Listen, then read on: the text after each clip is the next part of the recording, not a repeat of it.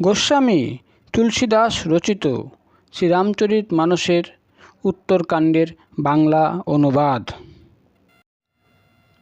হে শ্রীগুরুর শ্রী রঘুপতির লীলার বৈশিষ্ট্য হল যে তা যেমন রাক্ষসদের মোহিত করে তেমনভাবেই তা ভক্তদের সুখ প্রদানও করে থাকে।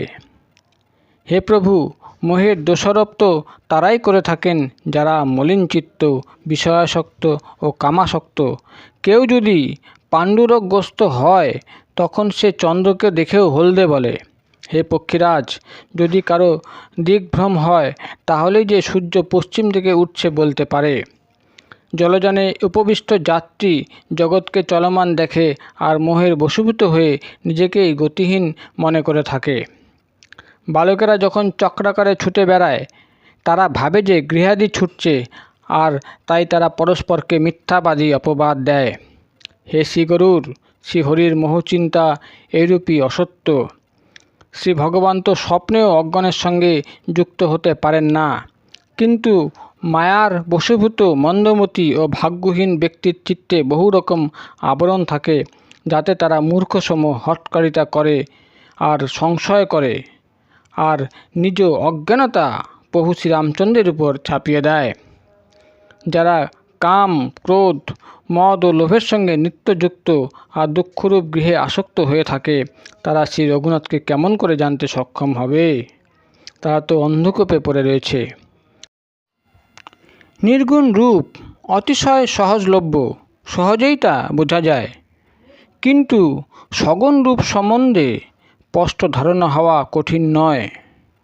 তাই সেই সগুণ শ্রী ভগবানের বহু সুগম্য ও অগম্য লীলা দেখে ও শুনে মুনিদের মধ্যেও সন্দেহের অবকাশ হয়। হে পক্ষীরাজ শ্রীগুরুর শ্রী রঘুপতির মহিমার কথা শুনুন।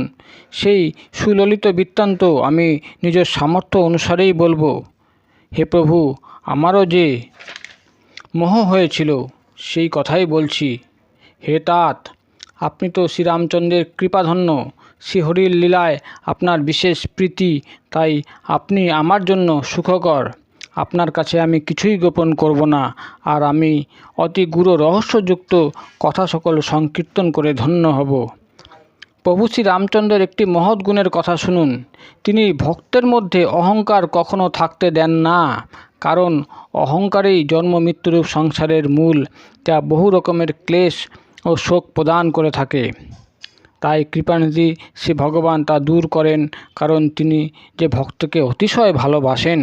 হে গোসাই, যেমন শিশু সন্তানের দেহে ফোড়া হলে মাতা তা নির্মমভাবে ফাটিয়ে দেন, তেমনভাবেই শ্রীপ্রভু ভক্তর অহংকার তার মঙ্গলের জন্য নির্মমভাবে হরণ করে নিয়ে থাকেন। শিশু প্রথমে তাতে অর্থাৎ স্ফোটক চিরিয়ে দেওয়ার সময় কষ্ট পায় আর অধীর হয়ে ক্রন্দন করে, কিন্তু রোগ বিনাশ করবার জন্য মাতা শিশুর সেই কষ্টকে গুরুত্ব দেন না, অর্থাৎ কষ্ট হবে তা জেনেও তা চিরিয়ে দেন। সেইভাবেই শ্রী রঘুপতি নিজ দাসের অহংকার তার মঙ্গলের জন্যই হরণ করে নেন। তুলসীদাস বলেন যে ভ্রম ত্যাগ করে এমন প্রভুর ভজনা কেন করো না? হে পক্ষীরাজ শ্রীগুরুর শ্রীরামচন্দ্রের কৃপা ও নিজ নির্বুদ্ধিতার কথা বলছি, মন দিয়ে শুনুন। যখনই প্রভু শ্রীরামচন্দ্র নরদেহ ধারণ করে ভক্তদের জন্য বহু লীলা সম্পাদন করেন, তখনই আমি অযোধ্যা গমন করে থাকি আর তার বাল্যলীলা দর্শন করে আনন্দ উপভোগ করি। অযোধ্যা গমন করে আমি জন্ম মহোৎসব প্রত্যক্ষ করি আর শ্রী ভগবানের বাল্যলীলায় আকৃষ্ট হয়ে 5 বছর সেইখানেই থেকে যাই। বালক শ্রী রামচন্দ্র হলেন আমার ইষ্ট দেবতা। তখন তার অঙ্গে শতকোটি কামদেবের সৌন্দর্য যুগপৎ দেখা যায়। হে শ্রীগুরুর নিজ প্রভু রূপ দর্শন করে আমি আমার নয়ন সার্থক করি। ক্ষুদ্র বায়ুস্বরূপ ধারণ করে ও শ্রী ভগবানের সঙ্গে বিহার করে আমি তার বিভিন্ন বাল্যলীলা স্বচক্ষে দর্শন করে ধন্য হই। শিশুসুলভ চপলতায় বালক শ্রীরামচন্দ্র যখন ক্রিয়া করেন, তখন আমিও তার সঙ্গে উড়ে সঙ্গদান করি আর প্রাঙ্গণে তার যে উচ্ছিষ্ট পাই তাই তুলে প্রসাদ জ্ঞানে ধারণ করি। সেইবার শ্রীপ্রভুর বাল্যলীলা কিছুটা প্রসারিত হয়েছিল। শ্রীপ্রভুর সে লীলার কথা স্মরণ করে শ্রী কাকভূষণ্ডীর অঙ্গে অনুরাগজনিত পুলক দেখা দিল। শ্রী কাকভূষণ্ডী বলতে থাকলেন, হে পক্ষীরাজ, শুনুন, প্রভু শ্রী রামচন্দ্রের লীলায় সেবকদের সতত সুখ প্রদান করে থাকে। অযোধ্যা রাজপ্রাসাদ সর্বতোভাবে সুন্দর, সেই সুবর্ণ মণ্ডিত মহল রত্নখচিত, সুন্দর প্রাঙ্গণের বর্ণনা করা সম্ভব নয়। সেইখানে ভ্রাতা চতুষ্টয় খেলা করতেন। নানা রকম হাস্য কৌতুকে মাতাকে প্রসন্ন করতে করতে তখন বালক শ্রী রঘুনাথ সেই প্রাঙ্গণে খেলে বেড়াচ্ছিলেন। তার তনু মরকত মণিসম, সবুজাভ্র শ্যাম ও কমল, প্রতি অঙ্গে যেন অসংখ্য কামদেবের যুগপৎ শোভার অবস্থান রয়েছে।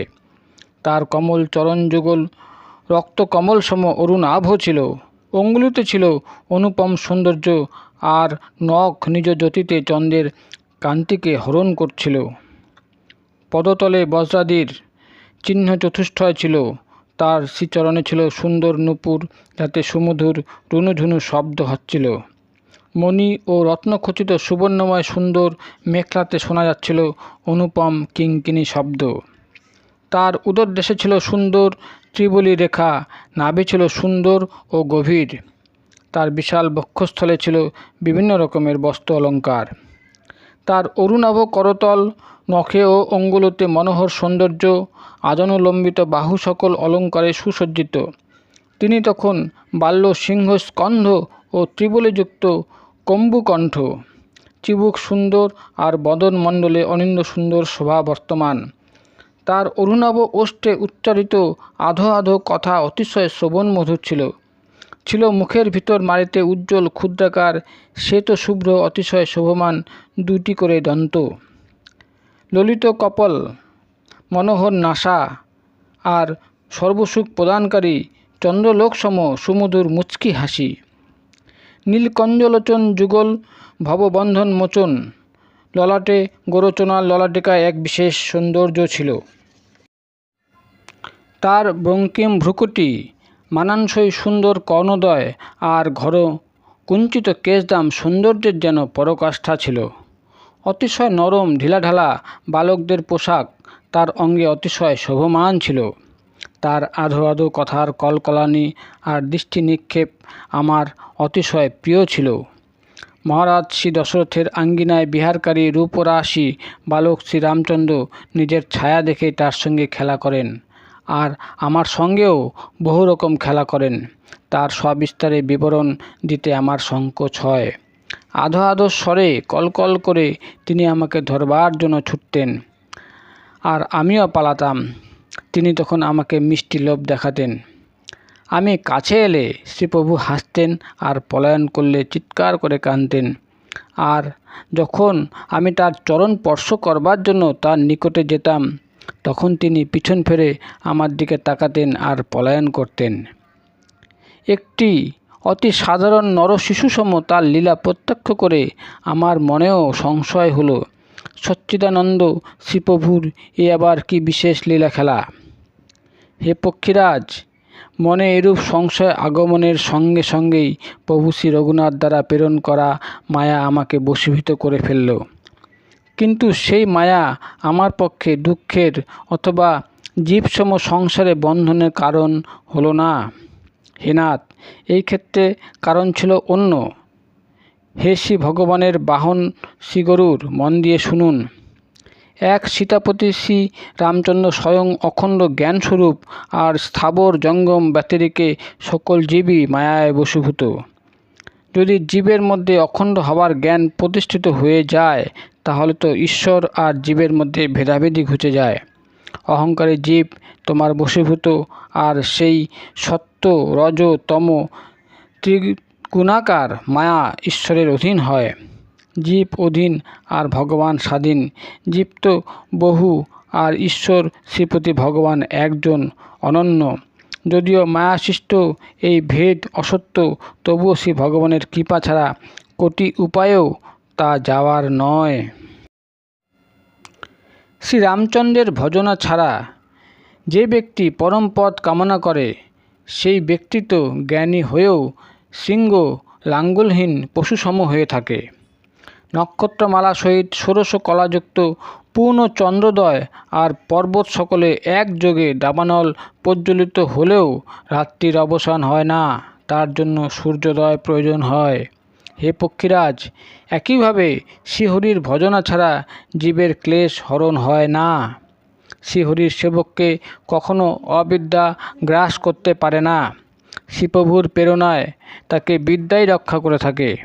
হে পক্ষীবর, তাই শ্রীপ্রভুর সেবকের বিনাশ হয় না, আর তাই ভেদ ভক্তি বৃদ্ধি পায়।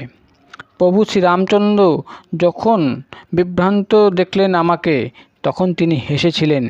সেই অনুপম লীলা শুনুন। সেই লীলার মর্ম কেউ জানতে পারল না। তার অনুসকল জনক জননী কেউই নয়। তিনি শ্যামতনু ও অরুণাভ করতল ও পদতল বালক মাত্র। সেই বাল্যরূপে শ্রীরামচন্দ্র হাত ও হাঁটু দিয়ে হামা দিয়ে আমাকে ধরতে ছুটলেন। হে সর্পারি শ্রীগরুর, তখন আমি পলায়ন করতে লাগলাম। প্রভু শ্রীরামচন্দ্র আমাকে ধরবার জন্য বাহু বিস্তার করলেন। আমি দূর আকাশে উড়ে যাওয়ার সময় দেখেছিলাম যে শ্রীহরির বাহু আমার নিকটেই রয়েছে। আমি পলায়ন করে ব্রহ্মলোক পর্যন্ত গেলাম, আর উড়ে যাওয়ার সময় দেখলাম যে শ্রীরামচন্দ্রের হস্ত ও আমার মধ্যে কেবল 2 আঙ্গুলের ব্যবধান রয়েছে। সপ্ত আবরণ ভেদ করে যতদূর পর্যন্ত আমি গমন করতে সক্ষম ছিলাম, ততদূর পর্যন্ত আমি গেলাম। সেইখানেও শ্রীপ্রভুর হস্ত আমাকে তাড়া করে আসছে দেখে আমি বিহ্বল হয়ে পড়লাম।